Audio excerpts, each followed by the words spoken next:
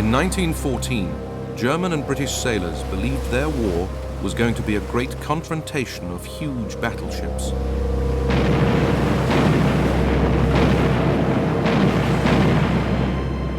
But only once was there a full clash of fleets. The rest of the naval war was very different from what had been expected. It was a war dominated by a new weapon, the submarine. And submarines were terrible, really. They were small and so vulnerable. It was a war of blockades and sinkings on a massive scale. It brought disappointment and disaster before ultimate victory. Above all, this sea war was about innovation and dazzling advances in technology, from the skies above to the deep oceans below. Now, for the first time, it can be seen as it really happened, in color.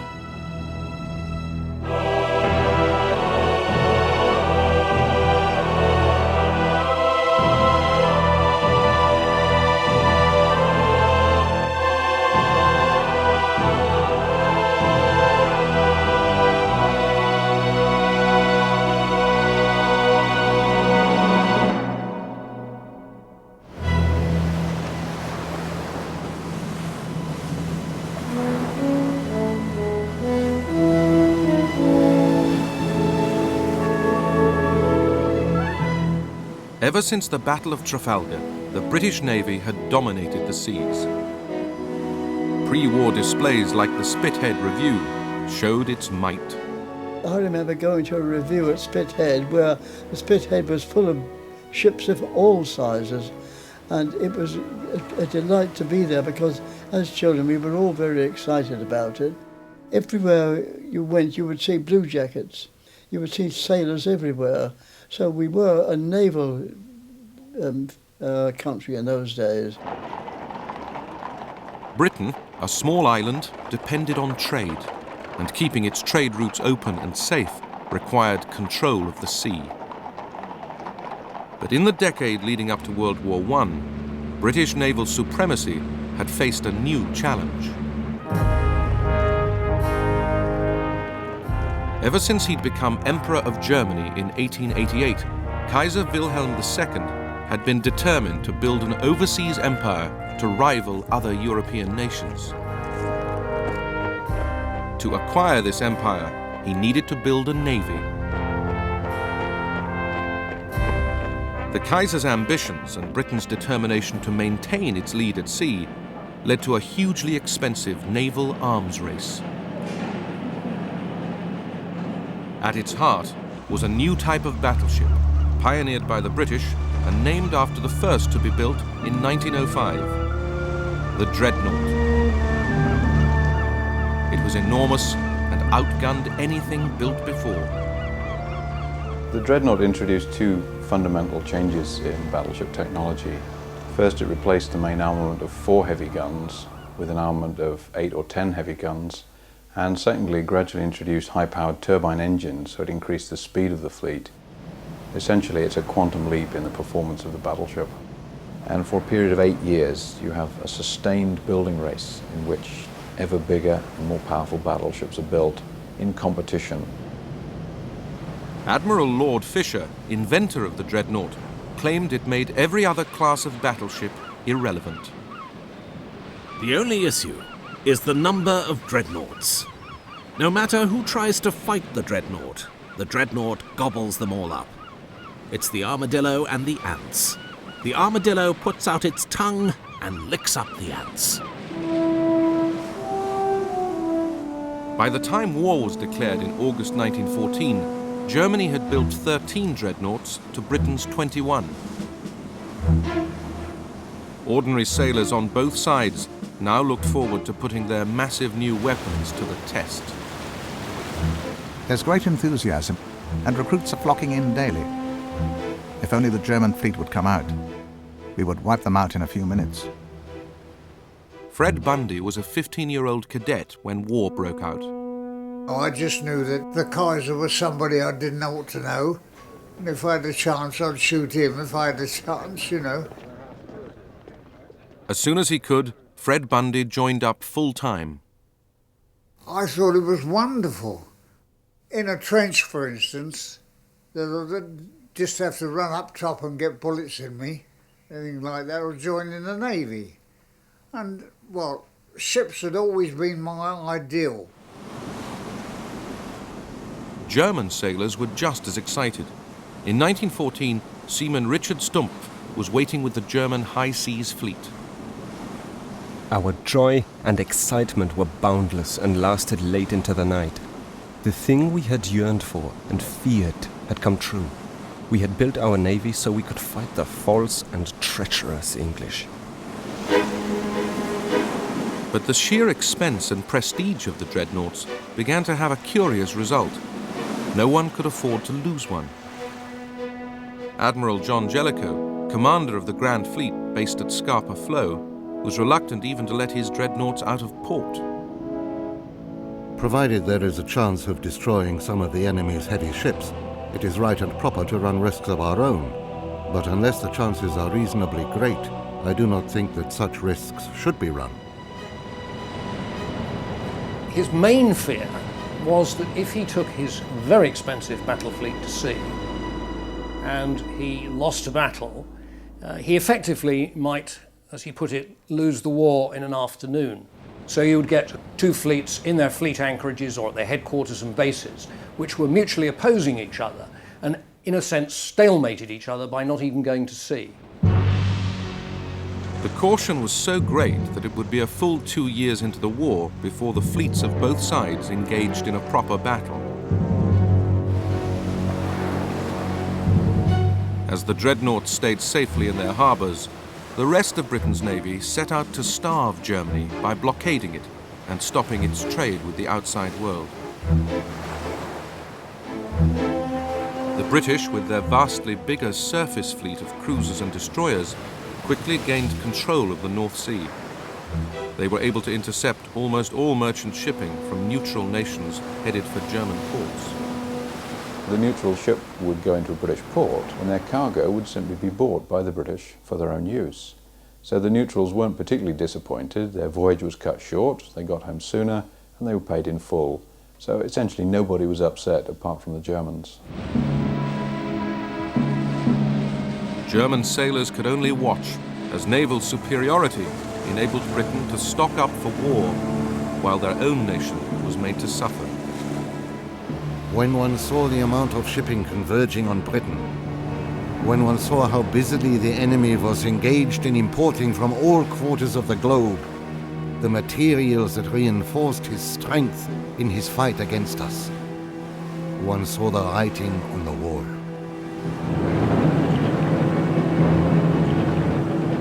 But one weapon would revolutionize the war at sea: the submarine, or U-boat, as the Germans called it. When war began, the British Navy had more submarines than Germany. Life on board was in stark contrast to the big battleships. To me, it was claustrophobia, or whatever they call it. You know, I liked to be where I could get out. I didn't like to be closed in. And submarines were terrible, really. They were small and so vulnerable. It was all volunteers. Reason to get a shilling a day extra. And there wasn't many submarines, so they didn't want a lot of men to volunteer. But as they went further on, we got more, and they had to go in them. I didn't want to go, but they had to go. But after we saw them after, they were delighted. The submarine, they're all as one, you see. You're the Lieutenant, I'm a stoker. We both work together, because you get hit, you've got to know what to do, you see, in a submarine. The British used their submarines for patrols in support of the surface fleet. The German U-boats would have a totally different purpose. They became the lone hunters, and they gave Germany its one truly effective naval weapon of the war. Much of a U-boat's lonely time in the ocean was still spent on the surface, allowing moments of peace and calm. After an excellent supper on the fresh fish given to us by our fishermen friends, we were glad to clamber up on the conning tower to enjoy the northern evening air and a cigar. Grey and violet hues replaced the shining glow of sunset. Underneath the water, as the U-boat went in search of its prey, life became very different. The atmosphere below was really beyond description. An appalling burst of heat flung me backwards. The thermometer stood at nearly 45 degrees Celsius. The men were standing over their engines in the bare minimum of clothing, and their drawn, gaunt faces, smeared with oil and filth, looked like skulls. In September 1914, this new underwater threat showed its murderous potential. 3 aging British battleships, the Aboukir, Hogue and Cressy, were sunk in a single day by one German U-boat. A British midshipman wrote home with the remarkable story of his survival. Dear Granny, I had a most thrilling experience. We were woken by a terrific crash and the whole ship shook. The Aboukir went down suddenly and we slid down her side into the water. I swam to the Hogue and was just going on board when she was struck and sunk in 3 minutes. I then swam onto the Cressy, where I had a cup of cocoa. But as I finished it, she was struck. I jumped off again. I was picked up, having been 3 hours in the water. 1,400 other sailors lost their lives. The U-boat was able to sneak up on its target without being seen. But when it came to merchant shipping, this unique quality of surprise presented a legal and diplomatic problem. Under international law, an attacking warship of any side was first required to stop a merchant ship, board it, and inspect its cargo. If the cargo was found to be assisting the enemy, the attacker was required to allow the merchant crew to leave their ship safely. Only then could they blow it up. Of course, stopping vessels and going through this rigmarole was inimical to the advantage that the submarine had in attacking merchant shipping. It was a sneaky weapon, a damned un-English weapon, it had been called by one British commentator. Frustrated U-boat commanders began to bend the rules, sinking merchant ships without warning, but claiming that their targets were carrying munitions, or even that it was the British doing the sinking, not them. German propaganda films tried to convince the world that they were still sticking to the law, even towing merchant crews to safety. In early 1915, this farce came to an end. The Kaiser and his commanders decided to let the U-boats loose. The war on the Western Front was now bogged down in the stalemate of the trenches. The Germans were getting nowhere against the British and French on land. The only way forward was to cut Britain off from the trade which kept it alive. On February the 22nd, Germany declared unrestricted U-boat warfare.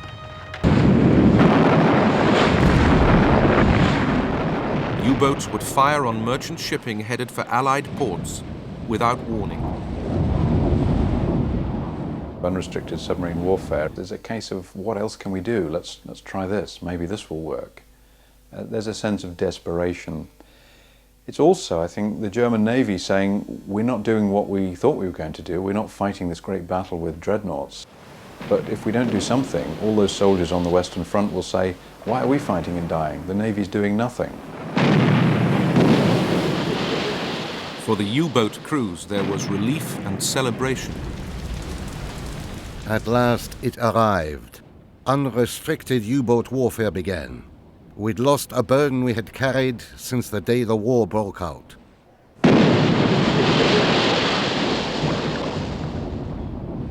In 3 months, the U-boats sank 115 ships. But then, one U-boat went too far. On May the 7th, 1915, the Cunard liner, the Lusitania, set sail for Britain from the United States. Alice Drury, nanny for an American family, was looking after the baby when the first German torpedo struck. I just picked up the shawl and the baby with it. Stuart was also in the cabin and he was crying, "I don't want to be drowned. I don't want to be drowned." And I crossed over to him and said, "Hang on to me whatever happens." And he did.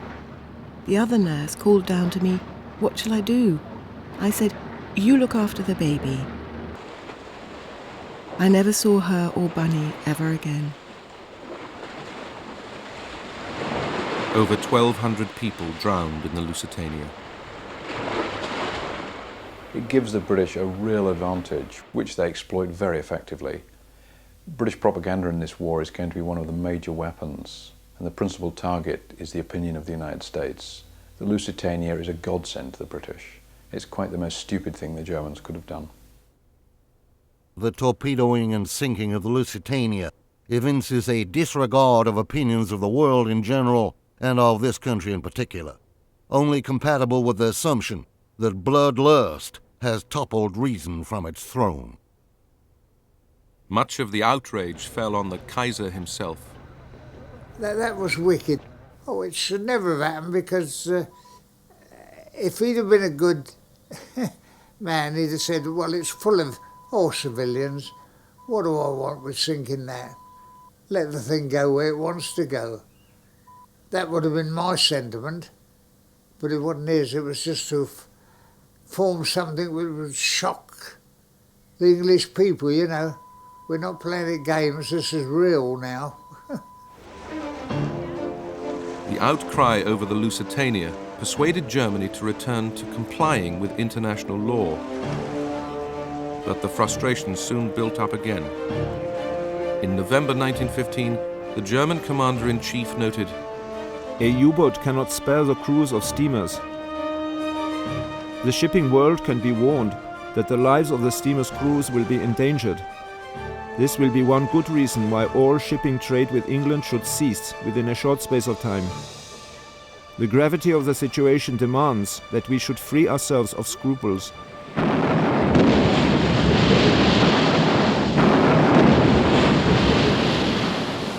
In February 1916, unrestricted U-boat warfare returned.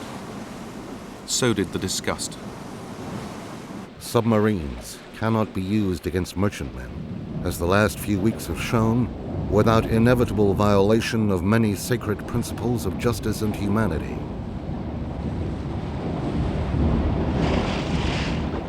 Our commerce was subject to attack by an unseen enemy, to be sunk by a torpedo before any signal for help could be sent or any escape could be attempted.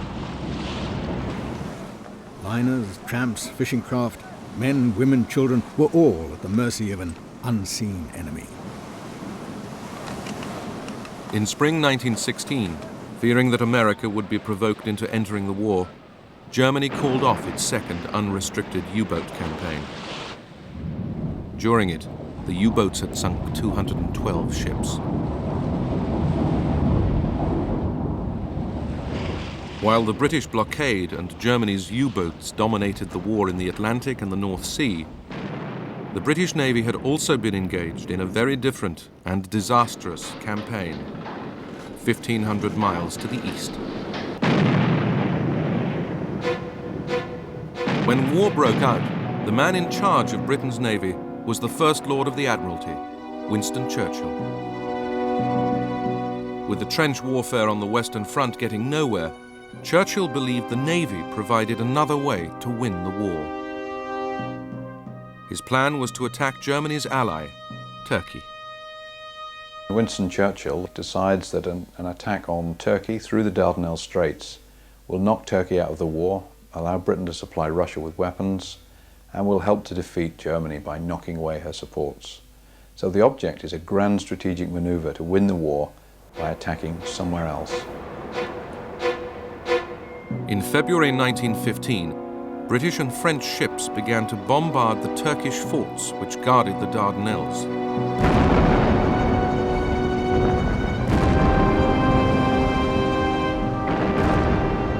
But the old pre-dreadnought battleships were in for a nasty surprise. The Turks had managed to lay a line of mines just where the Allied fleet, the French and British pre-dreadnoughts, would be manoeuvring. The result was 3 pre-dreadnoughts sunk, hundreds of lives lost, and a huge blow to British prestige. The Allied sailors realized they were sitting ducks. We went into the jaws of death today, but owing to God's mercy, we returned without loss of life, although the majority of the sailors didn't think it was God's mercy. They put it down to having 3 bats on board the ship. Minesweepers tried to clear the minefield. They had limited success, but eventually the forts were silenced.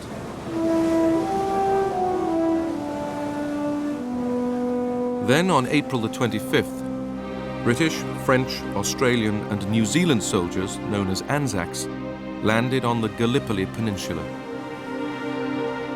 I felt a distinct feeling of fear and uncertainty as I realized that very many of the soldiers on board these ships were for certain death. I pictured in my mind hundreds being shot down before they reached the shore, and then mown down long before they could leave the beaches and reach the Turks' positions. The Turks were excellent defensive fighters, brilliantly led. Both the German and the Turkish officer were superb, and the British, the Allied campaign, because the French were there in large numbers as well. The French, the British, the Anzacs, they didn't really have a chance. The land operation turned into a disaster. In 8 months, the Allies suffered 250,000 casualties. Of these, 110,000 died. In January 1916, the troops were evacuated. Churchill was forced to leave the Admiralty. After the failure of the Gallipoli offensive, Britain and her allies will never again try a major overseas offensive in this war. It's the last big amphibious operation. It means that the fighting will be confined to the European mainland, and all the initiatives will now be fought out on land. Unlike the Army, it seemed the Navy's war would be a quiet one. Watchfulness, blockade, and the peculiarities of life on board. You couldn't carry enough water to everybody have a bath, so we didn't have a bath. We used to have a bowl, the water, and then throw it over yourself like a bird. But the officers had one, and the engine commander would paint a black mark so far so the young officer didn't go too much in the bathroom. There was the monotonous daily cycle of being on watch, resting, back on watch again, and the one traditional consolation. You had a bugler who would sound up spirits, and then you'd go along and get your tot of rum then, because we always had rum right through the First World War, you know, and then you had your dinner, and that all had to be washed up. But it was a dirty, sticky arrangement in those days, and can I say that every ship in the First World War, yeah, even on the battleships, you still got cockroaches and all that kind of thing. So that you lived with the cockroaches. You didn't, well, as far as I was concerned, I used to think, well, their life was more pure than what our life was. In 1916, the daily routine was rudely, if briefly, interrupted. Having called off the second unrestricted U-boat campaign, Germany needed a new naval tactic and appointed a new aggressive fleet commander, Admiral Reinhard von Scheer. The war on the Western Front was entering its bloodiest phase yet. Since February, German and French soldiers had been fighting over the border town of Verdun, each side suffering 350,000 casualties. German naval commanders knew they couldn't just sit back and watch their soldiers being slaughtered. They had to do something. Admiral von Scheer came up with an ambush plan to destroy part of the British Grand Fleet. It is possible, using mainly film of naval exercises, to reconstruct how events unfolded. Von Scheer's idea was to send out German battle cruisers from their ports of Kiel and Wilhelmshaven to patrol off the coast of Norway and tempt the British battle cruiser fleet of Admiral Sir David Beatty out from its base at Rosyth. Von Scheer would then send in German dreadnoughts to destroy them before the main body of the British fleet under Sir John Jellicoe could arrive from Scapa Flow. But Jellicoe deduced from an intercepted radio signal that the Germans were up to something and decided to anticipate them by taking his grand fleet to sea. At Scapa Flow, sailors geared up for the battle they'd been awaiting for 2 years. The C&C hoisted a momentous signal, raised steam and report when ready to proceed. Everybody seemed to have a premonition that the day had really arrived. There was an almost electric atmosphere of expectation and suppressed excitement as officers and men went about the work of preparing for sea. On the same night, Beatty's fleet set sail from Rosyth. Imagine, darling, if you can, a fine though starless night and 12 great ships steaming out of the Forth. No lights visible, and not a sound to be heard but the swish of the waves. Watching German U-boats did not realize that the whole British fleet was now at sea. Von Scheer went ahead with his plan. On May the 31st, 1916, the main German fleet set sail. The sun rose magnificently, covered the sea with its golden rays, and soon showed us the picture of the whole high seas fleet proceeding to meet the enemy, always a wonderful sight. The two fleets were heading towards one another across the North Sea. At midday, one of Beatty's commanders spotted the Germans. Urgent. 2 cruisers, probably hostile, bearing south-southeast. The Germans then spotted the British.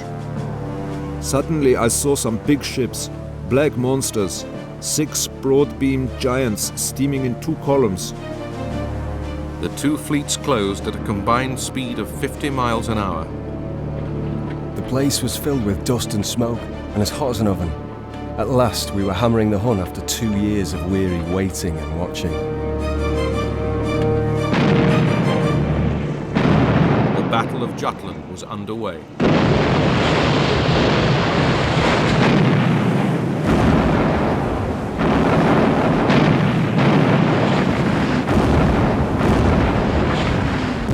The first phase turned into a British disaster. Unfortunately for Beatty, his ships don't shoot very well. They have disadvantages of light and weather, but they haven't done enough training.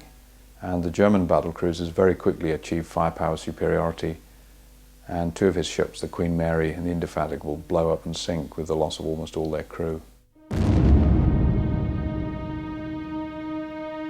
A tremendous explosion occurred which must have blown the bows to atoms.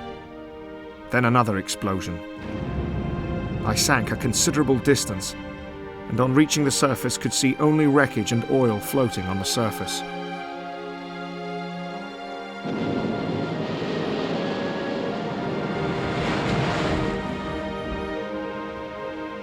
I was standing beside Sir David Beatty, and we turned round to see the unpleasant spectacle. He turned to me and said, "There seems to be something wrong with our bloody ships today." The problem was not the ships, but the way in which Beatty and his squadron were using them. Speed was everything. So every safety precaution that was introduced, doors that closed that had to be opened and passages that were closed off, were broken. So that a hit on the gun turret would lead to an explosion and flash travelling down into the magazine, where 120 tons of high explosive were waiting to go off. The consequences were simply devastating, and they just blew up. And that's exactly what happened to the Indefatigable and the Queen Mary. His ships badly hit, Beatty headed north to try to find Jellicoe's grand fleet. Von Scheer went after him. Within hours, the Germans found themselves facing the entire British Grand Fleet. That, I suggest to you, was a tremendous moment in anybody's life. I remember thinking to myself, well, we've lost a lot and we're going to lose more. But we don't mind losing this and that as long as the 2 fleets meet. The main Battle of Jutland began. This time, the British Navy proved its superiority.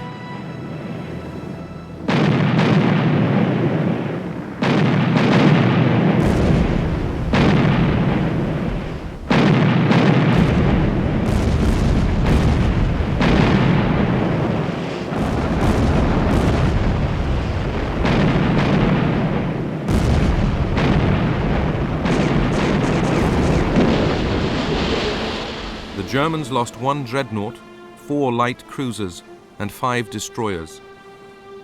But the British also lost another battle cruiser, the Invincible. Of over 1,000 men on board, only 6 survived.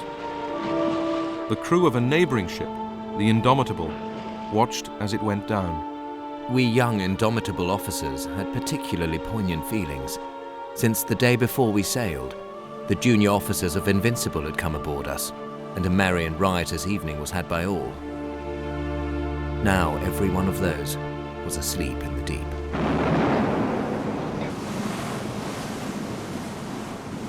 In fading light, accurate firing became ever more difficult. But both fleets continued to bombard each other. The night was perhaps even more weird and awe-inspiring than the day. Every now and then a tremendous explosion was heard, and great flames 100 feet high shot up into the sky. This sort of thing went on all night, till early dawn.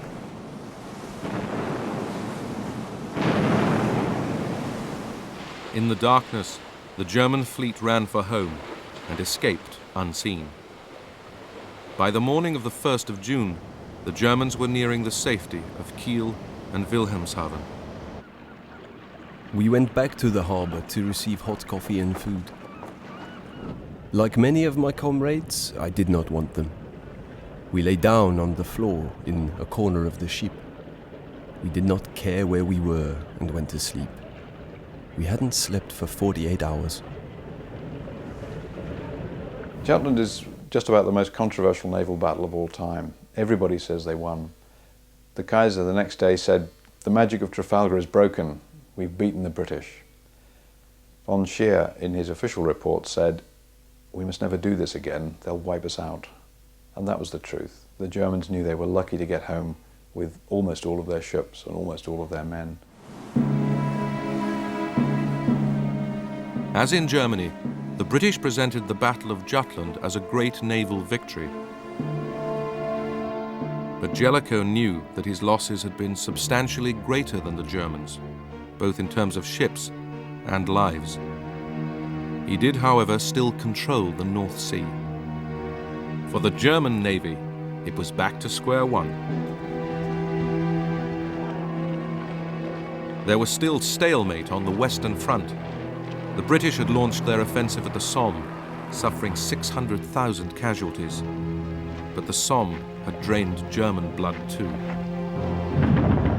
With its surface fleet bottled up in port, the only way the German Navy could help was by returning to unrestricted U-boat warfare. In February 1917, the fateful decision was made.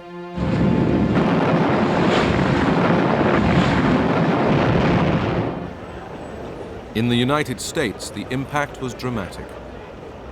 A few months before, Woodrow Wilson had been re-elected American president, telling his people that they could no longer isolate themselves from the turmoil across the Atlantic.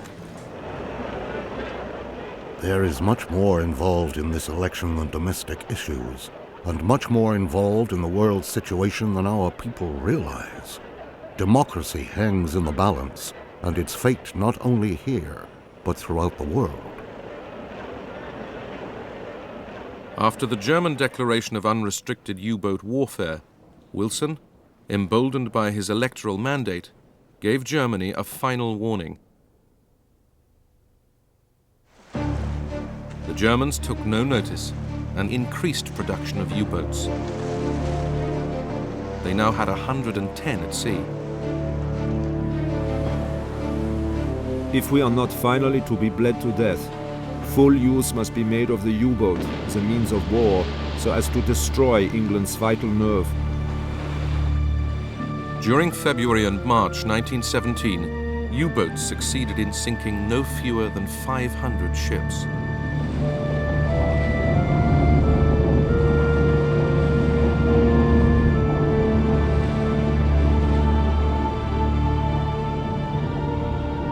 number of neutral merchant ships arriving in British and Allied ports fell by 3/4.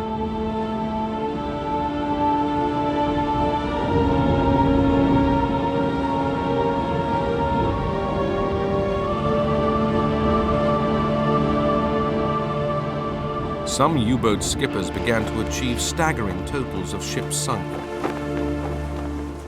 As they returned to port after successful forays, they became national heroes, rather like the aces of the air war. The Germans used a full range of propaganda tricks to emphasize the heroic status of the U-boat captains and the crew. They started to fly flags, they showed emblems of the numbers of ships they'd sunk.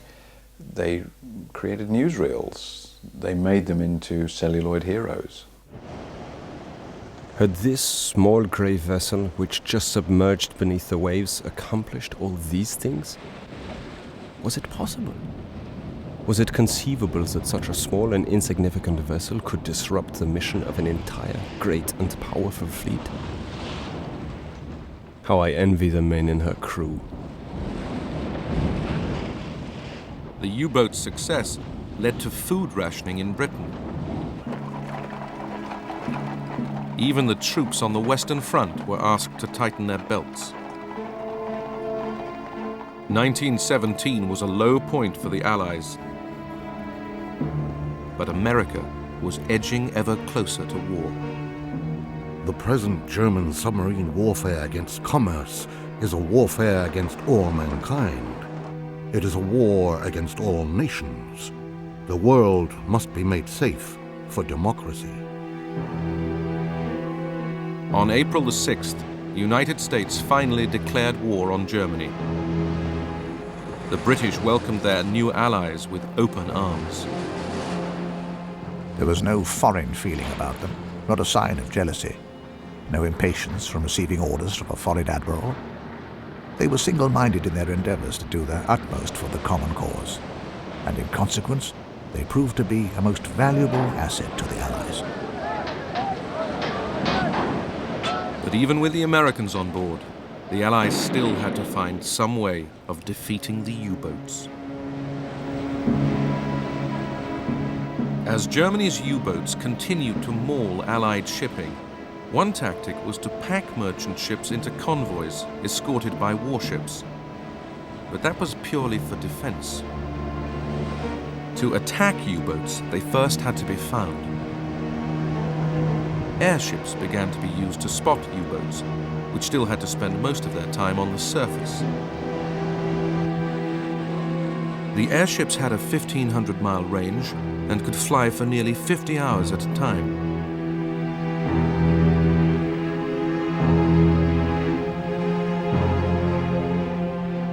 Flying boats and float planes were armed with torpedoes, bombs and machine guns. All ways of attacking U-boats lying on the surface. We were attacked by an aeroplane. He had slunk up unseen in the bright sunshine and notified his arrival with a load of bombs, which could easily have cost us our lives.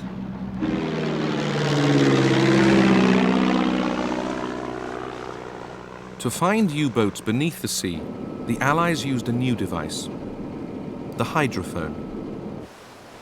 It was a microphone placed underwater to detect the sound of a U-boat's electric motors.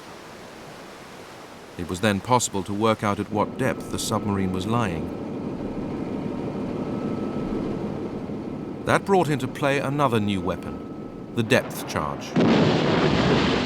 Mines launched from ships and set to explode at a particular depth. A depth charge burst with a frightful explosion. Our hopes grew fainter as the risk of being crushed or blown up increased. We worked on and on, if only to distract our minds from the imminent doom at the bottom of the sea.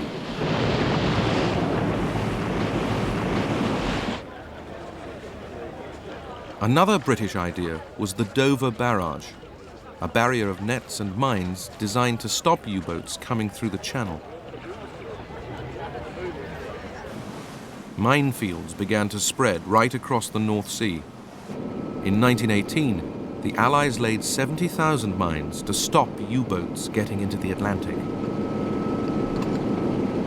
It is a very unpleasant feeling when the boat grazes against the mooring cable of a mine, and death bumps and crashes against the hull.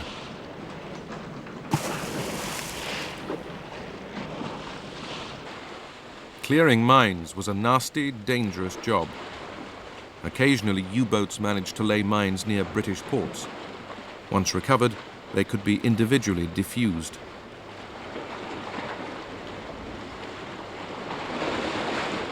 Out at sea, the minesweeper, initially converted fishing trawlers, came into service. Ask any man who served at sea between 1914 and 1918 which was the most perilous, monotonous, and bitterly uncomfortable work of the war afloat. The reply, 9 times out of 10, will be the work of the minesweepers. Cables were used to cut mines from their mooring. They were then destroyed with rifle fire.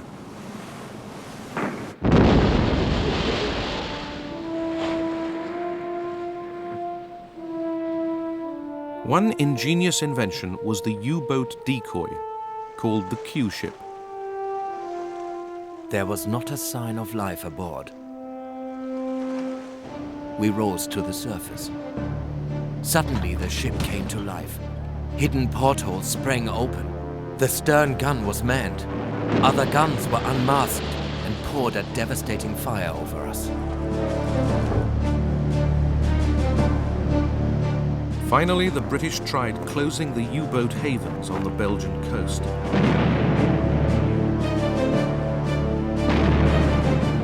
Strange-looking craft, little more than platforms for large 15-inch guns, were sent to bombard German batteries protecting the U-boat harbors.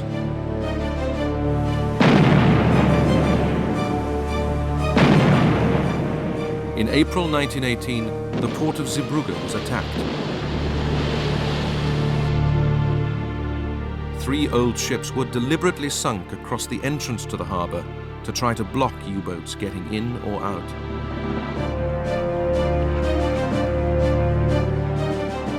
During the operation, the British cruiser, Vindictive, was badly damaged and lucky to get home.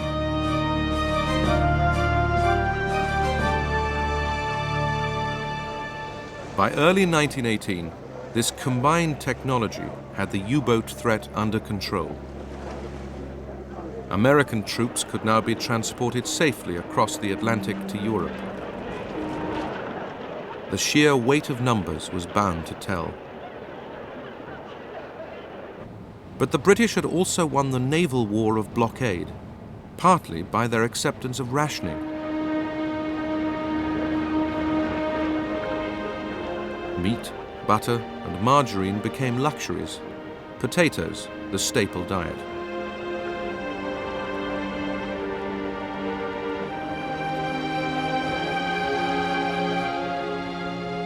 Rationing was something Germany never introduced, and it meant that by the end, food and supplies were running out. Total war is all about the most efficient use of all your national resources. In the First World War, the Germans were seriously inefficient in their use of their resources. They mobilized all of their agricultural workers out of the countryside into the army and then used them in battle. They didn't replace them.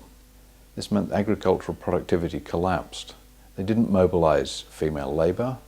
They didn't mobilize to any large extent any other available labor resource. So agricultural production collapses. This means they need to import food. The British blockade means they can't import food. So very steadily the Germans find their rations being cut. And from a diet rich in animal fats, they end up living on turnips.